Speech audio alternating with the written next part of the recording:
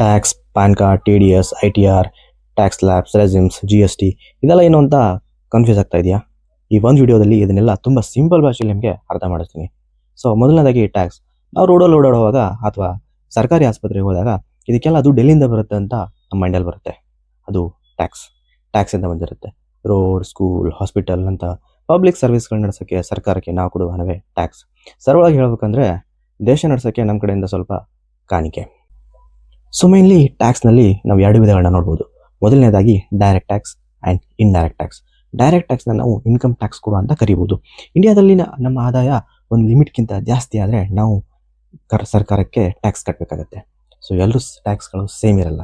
ಕಮ್ಮಿ ಆದಾಯ ಆದರೆ ಕಮ್ಮಿ ಟ್ಯಾಕ್ಸ್ ಆಗಿರುತ್ತೆ, ಜಾಸ್ತಿ ಆದಾಯ ಆದರೆ ಜಾಸ್ತಿ ಟ್ಯಾಕ್ಸ್ ಆಗುತ್ತೆ. ಅದನ್ನೇ ನಾವು ಟ್ಯಾಕ್ಸ್ ಲ್ಯಾಬ್ಸ್ ಅಂತ ಕರಿತೀವಿ. ಸೊ ಗೌರ್ಮೆಂಟ್ ಹೇಗೆ ಗೊತ್ತಾಗುತ್ತೆ ನಾವು ಎಷ್ಟು ಆದಾಯ ಮಾಡ್ತಾ ಇದ್ದೀವಿ ಅಂತ? ಸೊ ಅಲ್ಲಿಗೆ ಬರುತ್ತೆ ಪ್ಯಾನ್ ಕಾರ್ಡ್. ಪ್ಯಾನ್ ಕಾರ್ಡ್ ಅದು ನಮ್ಮ ಒಂದು ಫೈನಾನ್ಷಿಯಲ್ ಐಡಿ ಅಂತ ಕೂಡ ಕರಿಬೋದು. ಸ್ಯಾಲ್ರಿ, ಟ್ಯಾಕ್ಸ್, ಇನ್ವೆಸ್ಟ್ಮೆಂಟ್ಸ್, ಬ್ಯಾಂಕ್ಸ್ ಇದೆಲ್ಲನೂ ಅದಕ್ಕೆ ಲಿಂಕ್ ಆಗಿರುತ್ತದೆ. ಸೊ ಕೆಲಸಕ್ಕೆ ಸೇರಿದಾಗ ಕಂಪ್ನಿ ನಮಗೆ ಪ್ಯಾನ್ ಕೇಳೋದು ಅದೇ ರೀಸನ್ಗೋಸ್ಕರ. ಸ್ಯಾಲ್ರಿ ಕೊಡುವಾಗ ಮುಂಚೆ ಕಂಪ್ನಿ ನಮ್ಮ ಹೆಸರಲ್ಲಿ ಸ್ವಲ್ಪ ಟ್ಯಾಕ್ಸ್ಗಳನ್ನು ಕಟ್ ಮಾಡಿ ನಮಗೆ ಡಿಪಾಸಿಟ್ ಮಾಡುತ್ತೆ. ಅದನ್ನೇ ನಾವು TDS ಅಂತ ಕರಿತೀವಿ. ಇದು ನಮಗೆ ಫಾರ್ಮ್ 26A ಅಲ್ಲಿ ನೋಡೋಕ್ಕೆ ಸಿಗುತ್ತೆ. ಸೊ ಬರೀ TDS ಕಟ್ ಆದರೆ ಸಾಲಲ್ಲ. ವರ್ಷದ ಕೊನೆಗೆ ನಾವು ITR ಫೈಲ್ನ ಮಾಡಬೇಕಾಗತ್ತೆ.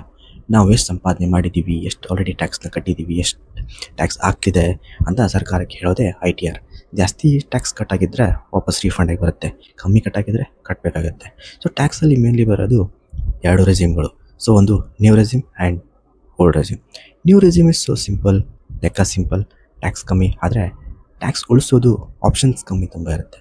ಅದೇ ಓಲ್ಡ್ ರೆಸ್ಯೂಮಲ್ಲಿ ತುಂಬ ಟ್ಯಾಕ್ಸ್ ಆಗುತ್ತೆ, ಆದರೆ ಉಳಿಸೋವಂಥ ಆಪ್ಷನ್ ತುಂಬಾ ಇರುತ್ತೆ. ಸೊ ಯಾವುದೇ ಬೆಸ್ಟ್ ಆಪ್ಷನ್ ಅದು ಅನ್ನೋದು ನಿಮ್ಮ ಆದಾಯದ ಮೇಲೆ ನಿರ್ಧಾರವಾಗುತ್ತೆ.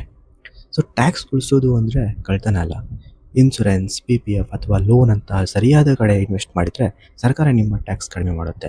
ಇದನ್ನೇ ನಾವು ಡಿಡಕ್ಷನ್ ಅಂತ ಕರಿತೀವಿ. ಸೊ ಕೊನೆಯದಾಗಿ ನಾವು ಖರ್ಚು ಮಾಡುವಾಗ ಕಟ್ಟೋ ಟ್ಯಾಕ್ಸ್ ಅದನ್ನೇ ನಾವು GST ಅಂತ ಕರಿತೀವಿ. ಬಟ್ಟೆ, ಫುಡ್, ಊಟ ಎಲ್ಲದರಲ್ಲಿ ಟ್ಯಾಕ್ಸ್ ಆಲ್ರೆಡಿ ಕಟ್ಟಾಗಿರುತ್ತೆ. ಸೊ ಇದನ್ನು ನಾವು ಇಂಡೈರೆಕ್ಟ್ ಟ್ಯಾಕ್ಸ್ ಅಂತ ಕರಿತೀವಿ. ಸೊ ಈ ವಿಡಿಯೋ ನಿಮಗೆ ಹೆಲ್ಪ್ಫುಲ್ ಆಗಿದ್ದರೆ ಸೇವ್ ಮಾಡಿಕೊಂಡು ಶೇರ್ ಮಾಡಿ. Thank you.